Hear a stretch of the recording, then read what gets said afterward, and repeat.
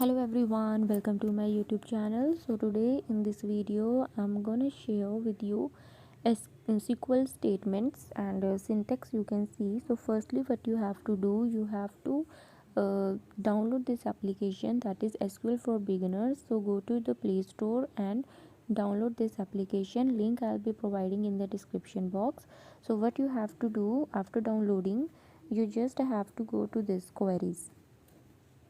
After that you can see here, like firstly whenever you will start SQL MySQL software on your computer system or on laptop, what you will be seeing, it will ask you to enter password because SQL software is protected.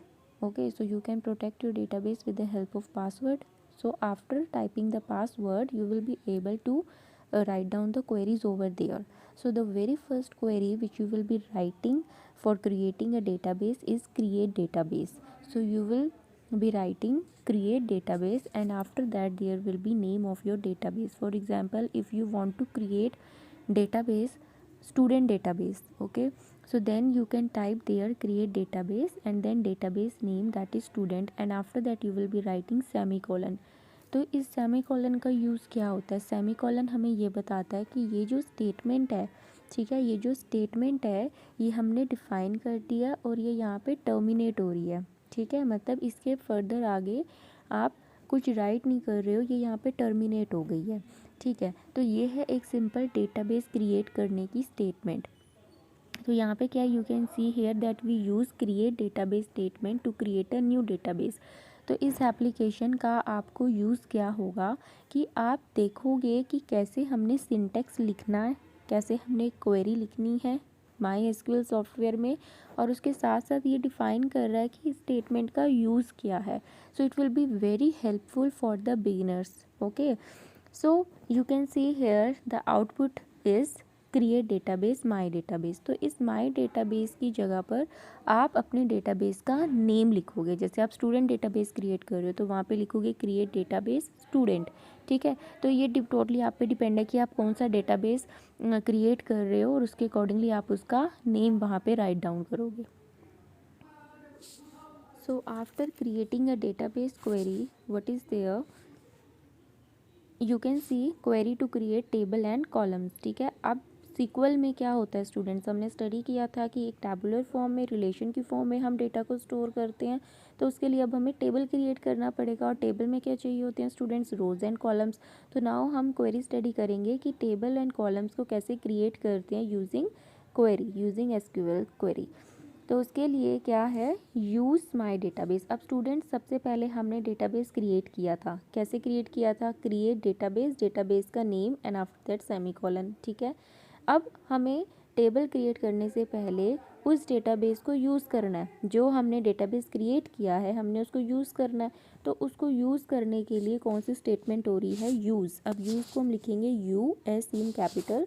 After that आप अपने database का name लिखोगे। जैसे आपने student database बनाया तो आप उसमें यहाँ पर क्या लिखोगे, यूज़, उसके बाद डेटाबेस का name student and after that semicolon. तो आपका उस डेटाबेस के इनसाइड अब टेबल क्रिएट होगा, ठीक है। अब टेबल क्रिएट करने के लिए हमारे पास स्टेटमेंट होती है create table, after that table का नेम, ठीक है। अब हमने एक डेटाबेस क्रिएट किया है स्टूडेंट, तो मैं टेबल क्रिएट कर रही हूँ स्टूडेंट। तो क्रिएट टेबल और माय टेबल नेम की जगह मैंने क्या दे दिया, स्टूडेंट।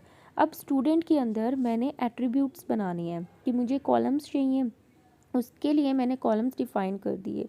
रोल नंबर चाहिए मुझे, फुल नेम चाहिए और एज चाहिए स्टूडेंट का, ठीक है। अब इसको डिफ़ाइन करने के लिए मुझे इसका डेटा टाइप भी एंटर करवाना है। तो मैंने साथ साथ क्या लिखा, रोल नंबर के साथ इंटीजर। न्यूमेरिक वैल्यूज़ को एंटर करवाने के लिए हम इंटीजर यूज़ कर रहे हैं।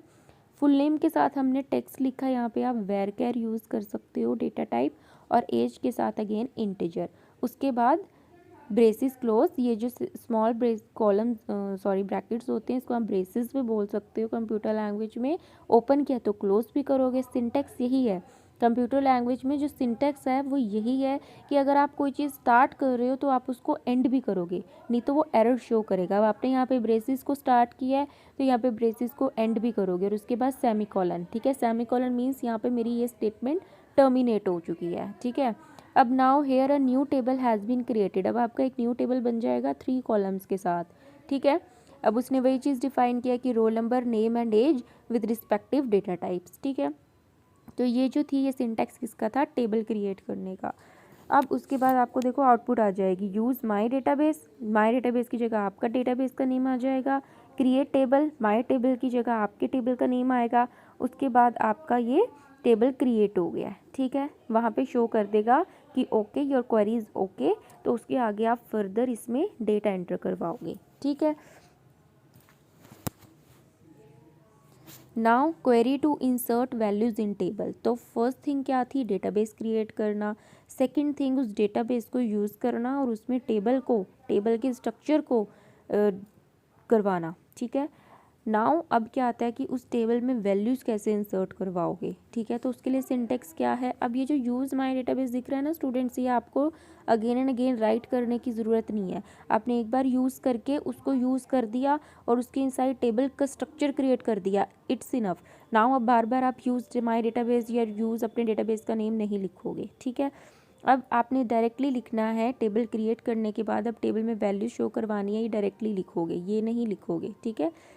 तो क्रिएट टेबल, टेबल का नेम ये आपने डिफाइन कर दिया था, उसके बाद क्या आएगी, अब आपने वैल्यूज़ इंसर्ट करनी है, इतना आपने डिफाइन कर दिया था। अब आपको यहाँ से स्टार्ट करना है, लाइक इंसर्ट करवानी है वैल्यूज़, तो उसके लिए इंसर्ट, सबसे पहले हमने लिखा कीवर्ड इंसर्ट। अब कीवर्ड्स क्या होती हैं स्टूडेंट्स, इनकी जो वैल्यूज़ होती हैं ये हमारे पास प्री डिफाइंड होती है, तो इसको आप चेंज नहीं कर सकते, ठीक है। तो इंसर्ट इनटू के बाद क्या आ जाएगा, अब इनटू, अब ये स्ट्रक्चर्स आप कैसे लर्न कर सकते हो, ये सिंपल इंग्लिश लैंग्वेज में स्ट्रक्चर्स के सिंटेक्स हैं, सॉरी सिंटेक्स हैं क्वेरीज के, ठीक है। जैसे अब देखो इंसर्ट, आपको टेबल में कोई वैल्यू इंसर्ट करनी है तो आप लिख रहे हो इंसर्ट, किस में करनी है, टेबल में, तो आपने लिखा इनटू, तो ईजिली आपको लर्न हो जाएगा, ऐसे आप करोगे तो सिंटेक्स आपको ईजिली ऐसे लर्न हो जाएंगे। तो इंसर्ट इनटू आपके टेबल का नेम और क्या इंसर्ट करवानी है, वैल्यूज़, तो यहाँ पे आ जाएगी वैल्यूज़।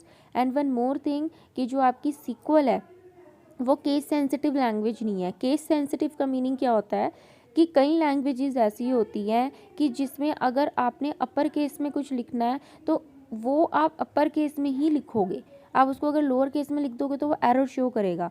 पर सिक्वल लैंग्वेज है ऐसी जिसमें आप लोअर में लिखो चाहे अपर में लिखो, लोअर केस में लिखोगे चाहे अपर केस में लिखोगे, उस वर्ड का मीनिंग चेंज नहीं होगा। तो ये केस सेंसिटिव नहीं है, ठीक है। तो ये आपको एरर नहीं शो करेगा। तो आप लिखोगे इंसर्ट इनटू अपने टेबल का नेम और फिर लिखोगे वैल्यूज़ की, हमने उसमें वैल्यूज़ डिफाइन करानी है, ब्रेसेस ओपन करोगे, ठीक है, स्मॉल ब्रैकेट ओपन करोगे। अब जो आप डेटा को एंटर करवाओगे वो उसी फॉर्मेट में करवाओगे जिसमें आपने टेबल को क्रिएट किया है, ठीक है। अब आपने रोल नंबर लिखा है तो यहाँ पे रोल आईडी, रोल नंबर ही एंटर होना चाहिए, अदरवाइज़ ये एरर शो करेगा।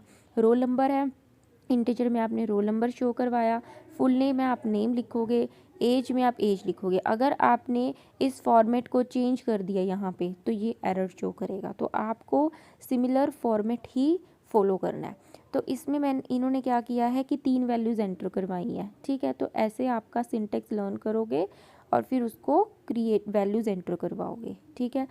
तो आप यहाँ पर देखो कि ये वैल्यूज़ एंटर हो जाएंगी। तो here we have inserted some rows elements into our database, ठीक है। ये था हम कैसे वैल्यूज़ एंटर करवा रहे हैं।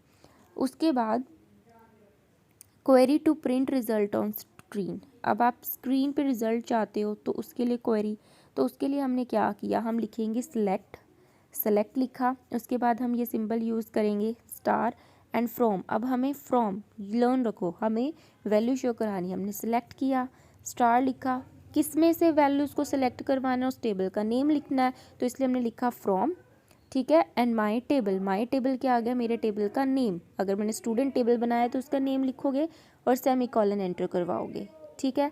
तो उसके बाद क्या आ जाएगा, आपका डेटा शो हो जाएगा आउटपुट में कि जो डेटा आपने एंटर करवाया था, इंसर्ट करवाई थी वैल्यूज़, वो शो हो जाएंगी। Now we use select statement to retrieve data from our database, तो अगर आपको अपने डेटाबेस में से कोई वैल्यू को रिट्रीव करना है, डेटा को रिट्रीव करना है, तो आप कैसे करोगे, आप सेलेक्ट लिखोगे star and from and table, ठीक है। अब डेटाबेस में तो बहुत सारे टेबल्स होते हैं, तो हम उनको अलग अलग टेबल नेम देंगे। अब इसमें तो हमने एक ही क्रिएट किया, इसलिए हमने इजीली डिफाइन कर दिया एक ही स्टेटमेंट से। अदरवाइज आप अपने टेबल का नेम दोगे, आपको अपना टेबल नेम, डेटाबेस नेम वो याद रखना है, ठीक है।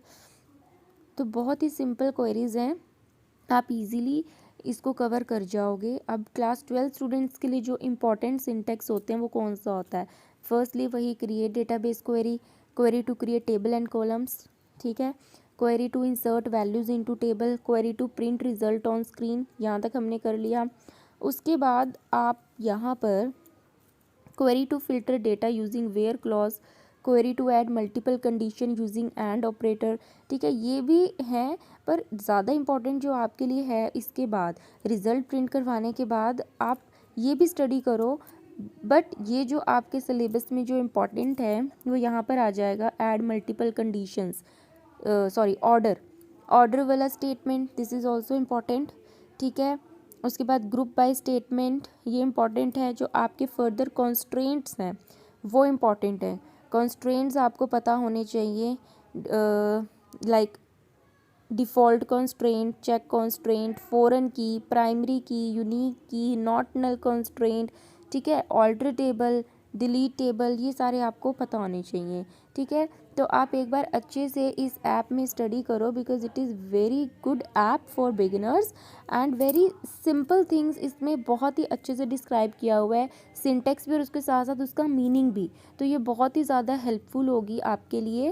और एक बार आप ये क्वेरीज अपने कंप्यूटर सिस्टम पे ज़रूर रन करके देखो, ठीक है। अगर नोट्स चाहिए आपको, देखो इसके नोट्स भी अवेलेबल हैं यहाँ पे कि एसक्यूएल क्या होता है, ठीक है, what are queries in SQL, तो ये सारी आप यहाँ से स्टडी कर सकते हो, एवरीथिंग, सी यूनिक कॉन्स्ट्रेंट, नल कॉन्स्ट्रेंट, ये सारा कुछ है, तो आप इजीली यहाँ से स्टडी कर सकते हो। तो इसके साथ साथ हमारी जो यूनिट 1 है वो कंप्लीट है। After that from tomorrow I am going to start unit 2, that is operating web notes. So video पसंद आया तो वीडियो को लाइक करें, शेयर करिए अपने फ्रेंड्स के साथ, चैनल को सब्सक्राइब करें, न्यू व्यूअर्स चैनल को सब्सक्राइब करो, बेल आइकन को प्रेस करो for regular updates. And in tomorrow class we'll study about operating web, that is unit 2. Okay, so till then keep learning, have a nice day and thank you.